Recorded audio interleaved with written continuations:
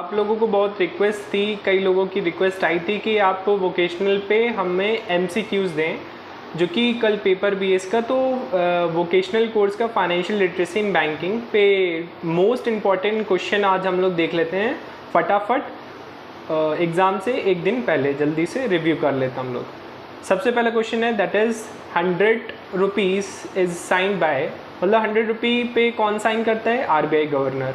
फिर ATM का means क्या होता है? ऑटोमेटेड टेलर मशीन, ये एक तरीके का फुल फॉर्म है ATM का। KYC का मतलब KYC का full form know your customer. Minimum age required to open SBI account in the bank, कितनी एज रिक्वायर्ड होती है SBI अकाउंट खोलने के लिए? 10 ईयर्स, ठीक है। E और S मीन्स, E और S का मतलब क्या होता है फाइनेंशियल लिटरेसी एंड बैंकिंग में? आइदर और सर्वाइवर, ठीक है। PPF मीन्स, PPF का मतलब क्या होता है? Public provident funds.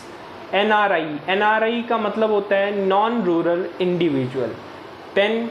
पेन आप लोगों ने खरीदे, मतलब आप लोगों ने बैंक्स अप्लाई किया ही होगा अपने पेन के लिए, तो पेन का फुल फॉर्म क्या होता है? Permanent account number.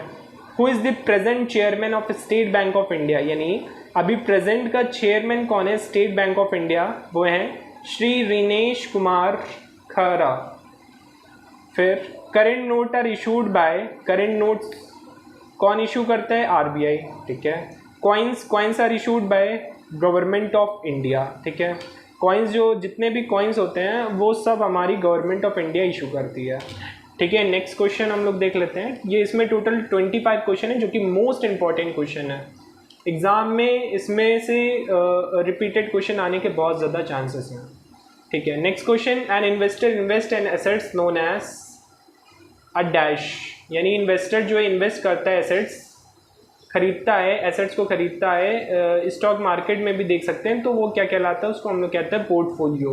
Over the period investor determine the compound growth rate of an investment by geometric mean, यानी कंपाउंड ग्रोथ रेट से हिसाब से जैसे बढ़ता रहता है हम लोग का इन्वेस्टमेंट, वो हम लोग ज्योमेट्रिक मीन के द्वारा पता कर, मतलब निकाल लेते हैं उसका वैल्यू, ठीक है। Purchasing power of risk hint where there are chance that they, नहीं यहाँ पे कह रहे हैं कि purchase power of risk hint the investor where there are chance that the retail return on a security is then the nominal return, okay. आपको फटाफट जल्दी से क्वेश्चन देख लेते हैं, जिससे कि आपका एग्जाम बढ़िया से आप करके आएँ। Risk associated with a particular for operating condition in which the following risk is businesses risk, इस तरह की रिस्क को हम लोग कहते हैं बिजनेसेस रिस्क, ठीक है, एसोसिएटेड, ओके, ऐसे आप याद रख सकते हैं। High inflammation level, okay, high inflammation level in the economy lead to dash in the supply of money, यानी जब इन्फ्लेमेशन हो जाता है इकोनॉमी में तो सप्लाई क्या होता है? मनी का बढ़ जाता है, ठीक है, increase. Next question, when the price level of goods and service are falling, जब हम लोग का प्राइस, जो गुड्स का, सर्विस का, जो भी आप सामान खरीद रहे होते हैं या फिर आप सर्विस ले रहे होते हैं, उसका जो प्राइस जो है वो घटने लगता है continuously, the phenomena is called, इस फिनोमेना को हम लोग क्या कहते हैं? डिमांड पुल इन्फ्लेमेशन, इसको हम लोग कहते हैं demand pull inflammation, okay. Next question, dash is an effective method to control inflammation in the economy, कौन सा मेथड होता है जिसके द्वारा हम लोग इन्फ्लेमेशन को कंट्रोल करते हैं इकोनॉमी में? That is cash reserve ratio, cash reserve ratio होता है, ठीक है।